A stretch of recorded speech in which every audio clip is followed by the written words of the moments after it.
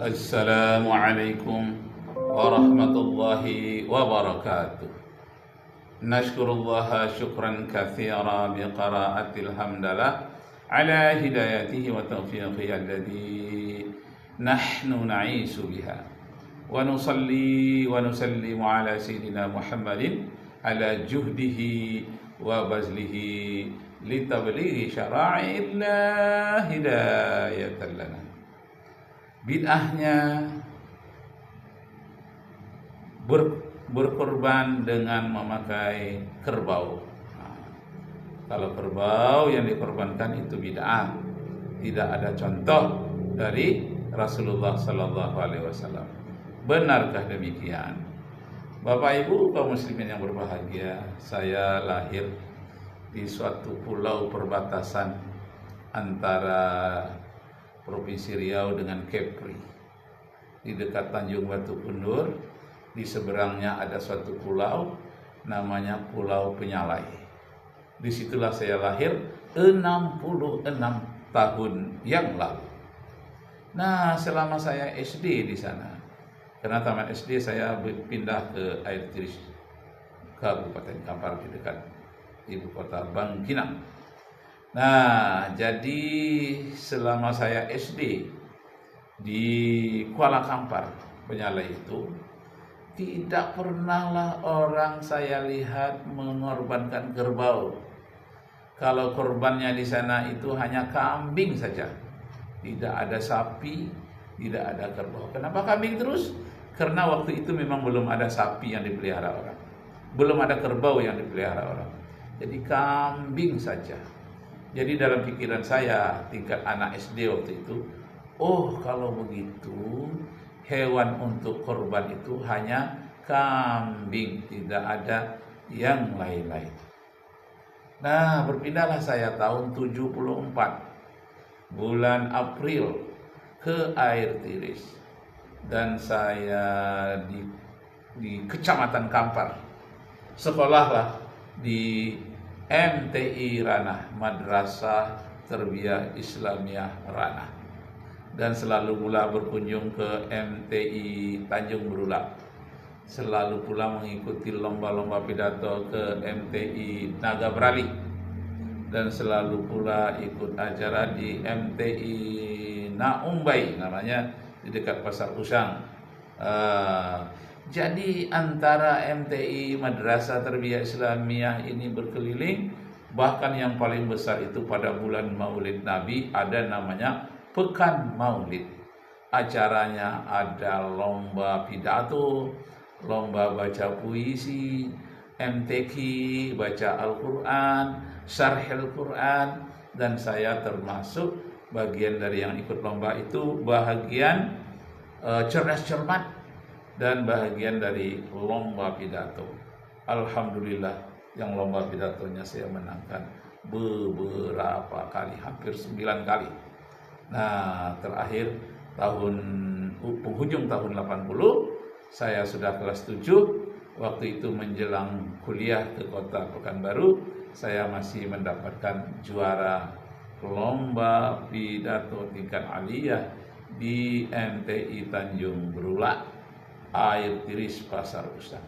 Nah, selama 7 tahun saya berada di Kecamatan Kampar. Waktu itu ibu kotanya di Air Tiris.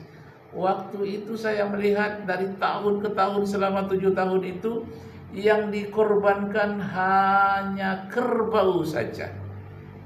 Tidak ada mengorbankan kambing, tidak ada mengorbankan sapi.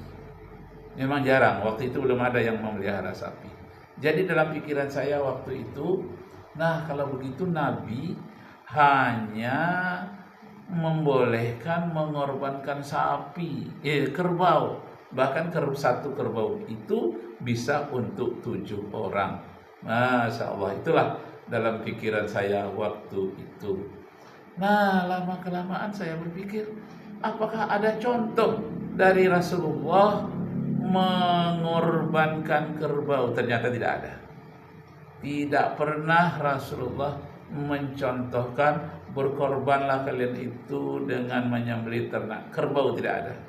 Rasulullah hanya mencontohkan korban kambing, domba dan onta, tidak ada kerbau.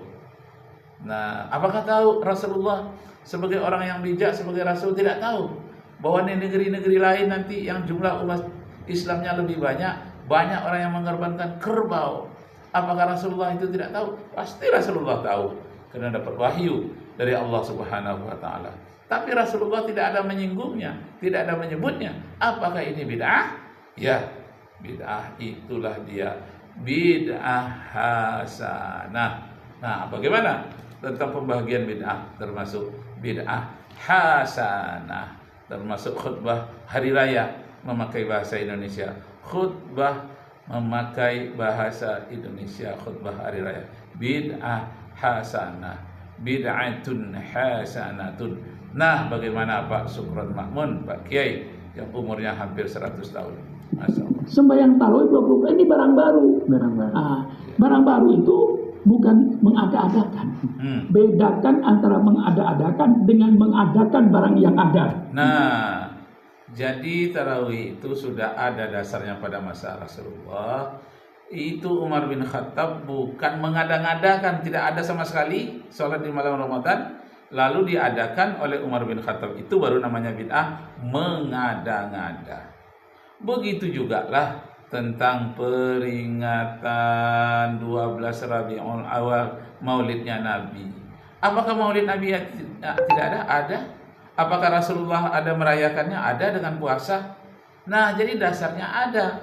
Lalu Salahuddin Al-Ayyubi dan cucunya namanya Al-Muzaffar untuk menjawab tantangan tentara dari luar, terutama tentara Mongol, untuk mengumpulkan para remaja, para pemuda untuk semangat jihad, diadakanlah momennya 12 Rabiul Awal.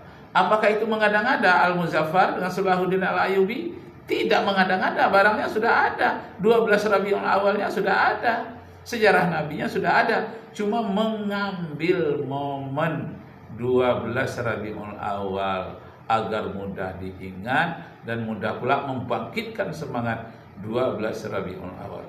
Masya Allah. Jadi bukan mengada-ngada, yang sudah ada diadakan, yang sudah ada dipertajam dan diaktifkan, yang namanya tidak dinamis menjadi dinamis, yang statis menjadi dinamis. Nah, itulah pekerjaannya orang-orang yang ingin memajukan Islam sesuai dengan waktu, pada waktu itu, sesuai dengan tantangan. Lalu hukum itu berubah? Ya boleh, hukum berubah. Ada kaidah fikih mengatakan taghayyurul hukmi bitaghayyuril azmani wal amkani. Terjadinya perubahan hukum disebabkan oleh perubahan waktu dan perubahan tempat. Kalau Imam Syafi'i terjadi perubahan hukum disebabkan oleh perubahan tempat. Sebelumnya qaulul qadim di Baghdad, kemudian ada perubahan fatwa sedikit setelah di Mesir, namanya qaulul jadid. Jadi perubahan itu adalah suatu kemestian karena perubahan tempat dan perubahan zaman. Ditambah lagi kalau sekarang ini perubahan teknologi. Yang dulunya daging korban tak pernah dicontohkan oleh Rasulullah, dikemas dalam peti es, dikirim ke Afrika. Tidak ada orang memproduksi es batu pada masa Rasulullah. Tidak ada contohnya. Tapi sekarang orang Mekah dijadikannya di kaleng dengan kornet, dan kemudian diberikan es batu, kemudian dikirim ke Afrika. Ada yang langsung dikalengkan menjadi daging kaleng. Nah, itu tidak ada contoh dari Rasulullah. Itu baru, itu bid'ah itu. Tapi bid'ah hasanah. Memberikan es sampai berbulan-bulan, tahan daging tidak busuk, 3 bulan tahan, dikirim ke Afrika. Tidak ada contoh dari Rasulullah. Itu bid'ah, iya. Tapi bid'ah hasanah. Aku cinta bid'ah hasanah. Lalu dikalengkan daging korban tadi yang begitu banyak. Orang yang berkorban banyak, yang makannya sedikit di Mekah, apalagi musim haji.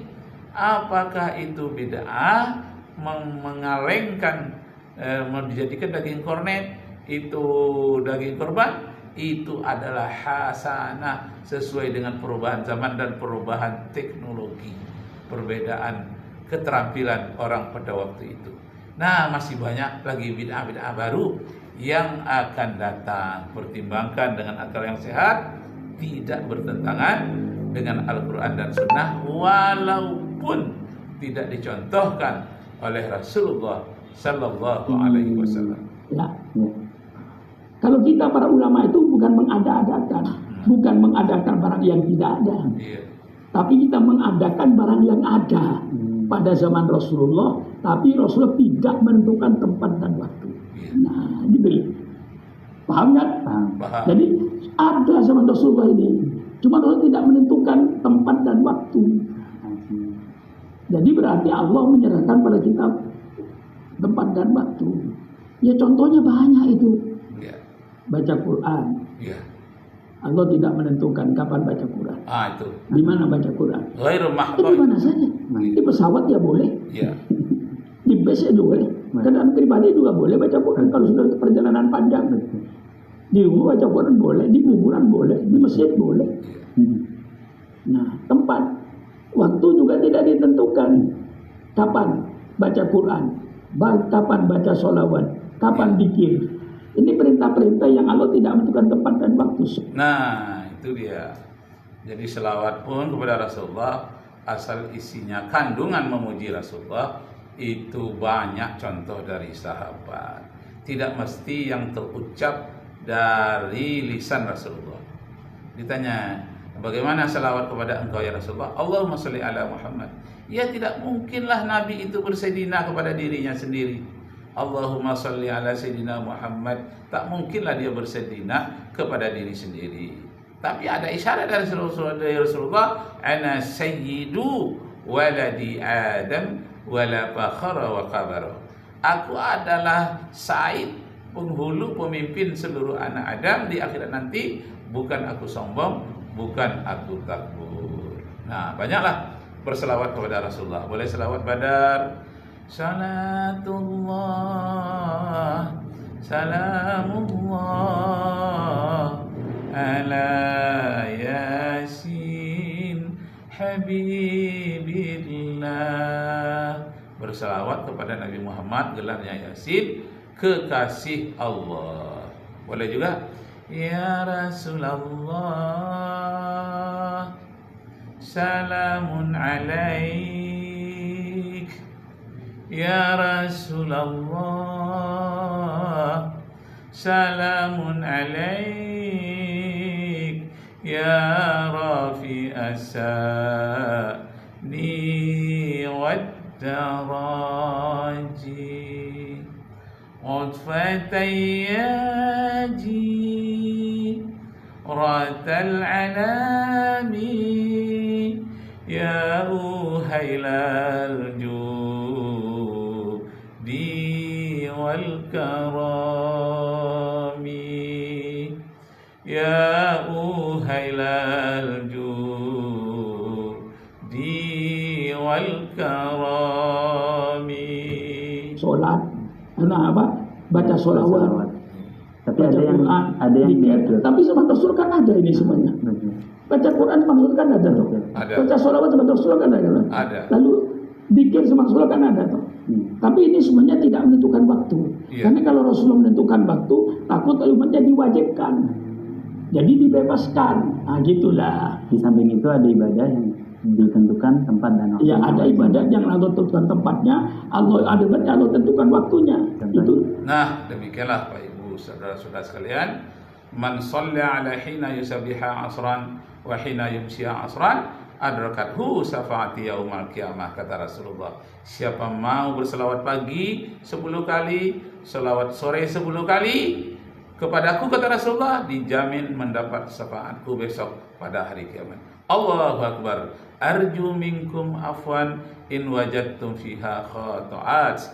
Wabillahi taufiq wal hidayah. Wassalamualaikum warahmatullahi wabarakatuh.